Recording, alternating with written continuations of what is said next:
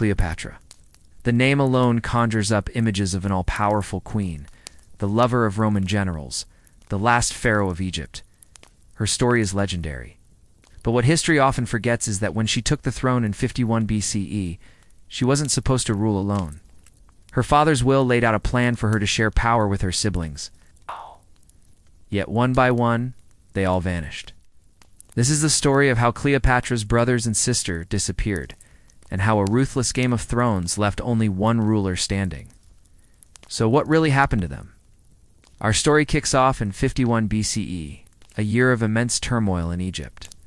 The pharaoh Ptolemy XII had just died, and to say his reign was shaky is an understatement. He'd kept his throne mostly by paying off Rome with massive bribes, which left Egypt broke and politically weak. To try and secure the dynasty after his death, he left behind a will with a very specific, and as it turns out, very fatal instruction. He decreed that his kingdom would pass to his 18-year-old daughter, Cleopatra, and his 10-year-old son Ptolemy XIII. They were to rule together, as husband and wife. Now this kind of sibling marriage, while pretty shocking to us, was a long-standing tradition for the Ptolemies. It was supposed to keep power inside the family, but more often than not, it just turned the palace into a nest of vipers. And believe me, the Ptolemies had a bloody family history. They were infamous for siblings, parents, and children killing each other for a shot at the throne. In fact, Cleopatra's own father had executed her older sister, Bernice IV, for seizing power while he was away. This was the world Cleopatra was born into, a world where your closest relatives were also your biggest rivals. To make things even more tense, Ptolemy XII will named the Roman Republic as its executor, meaning the most powerful empire in the world was now the official referee in this deadly family drama. The stage was set for a showdown, and the brilliant, ambitious Cleopatra had zero intention of sharing the spotlight, especially with a little brother who was a puppet for his scheming court advisors. The joint rule between Cleopatra and her little brother was a disaster from day one. Within a year, the court in Alexandria had split into rival factions. Ptolemy XIII's advisors, led by a powerful eunuch named Pothinus, saw Cleopatra's sharp intellect as a major threat. So, they started working to turn her brother against her, whispering in his ear and consolidating power in the young king's name. By 49 BCE, it had worked.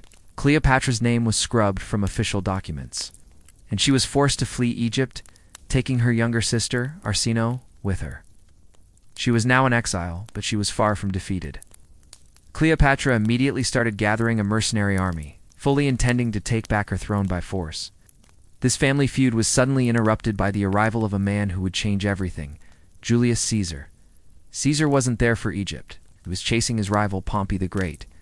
Pompey fled to Egypt, hoping to find allies, but Ptolemy XIII's advisors made a fatal mistake. Thinking they'd earned Caesar's favor, they had Pompey killed and casually presented his head to the Roman general. Caesar was disgusted. He took over the palace in Alexandria and, as executor of the king's will, demanded that both Cleopatra and her brother come see him. This was Cleopatra's moment. In a now legendary move, she was smuggled past her brother's guards and into the palace. The famous story says she was rolled up in a carpet, but ancient sources, like Plutarch, say it was more likely a bed sack or a laundry bag. Either way, she appeared before Caesar and completely captivated him. He was won over by her intelligence and charisma, and he declared that he would enforce her father's will. She and her brother would rule together. Ptolemy XIII and his advisors were furious.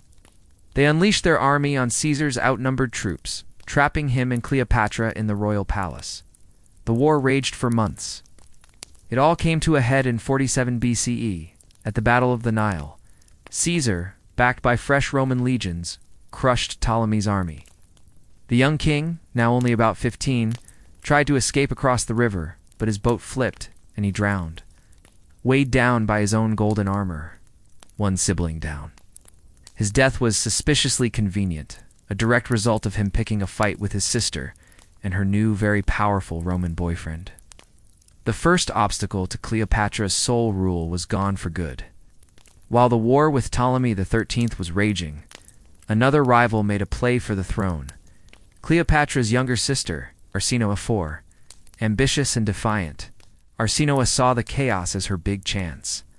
She escaped from the palace and joined the Egyptian army fighting against Cleopatra and Caesar. The soldiers, inspired by her royal nerve, declared her the true queen of Egypt. For a moment, Egypt had two sister queens fighting on opposite sides of a civil war. Arsinoe was a surprisingly tough opponent and gave Caesar a real run for his money, but her reign was cut short. After her brother Ptolemy, the 13th, drowned in the Nile, the resistance crumbled, and Arsinoe was captured. Caesar decided to make an example of her. He took her back to Rome and forced her to walk in his triumphal parade, a public humiliation where she was marched through the streets in golden chains. But the Roman crowds reportedly felt sorry for the young princess.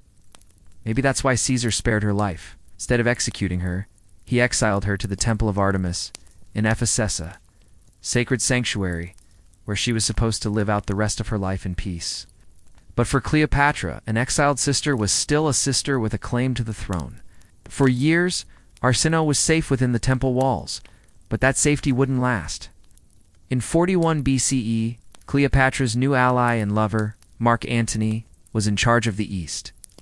At Cleopatra's request, Antony sent assassins to Ephesus.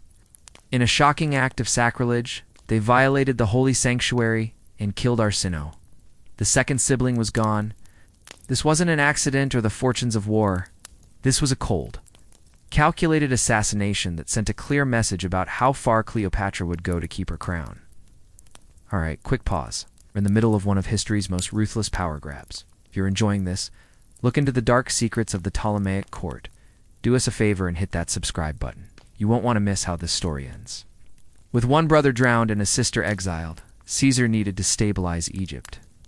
Roman tradition was still wary of a lone female ruler.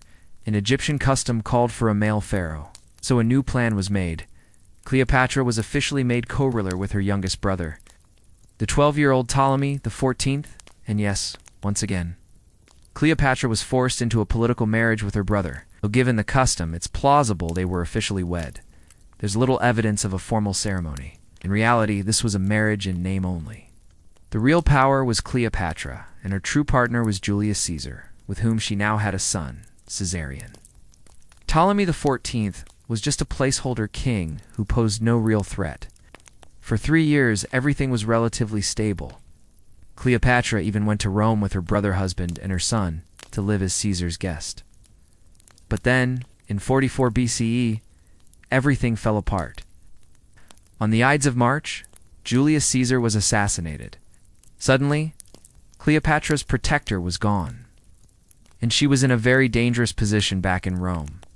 Her young co-ruler, Ptolemy the 14th, was no longer a harmless placeholder.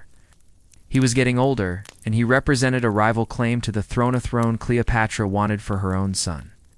Just a few months after Caesar's death, Ptolemy the 14th, now 15, died suddenly.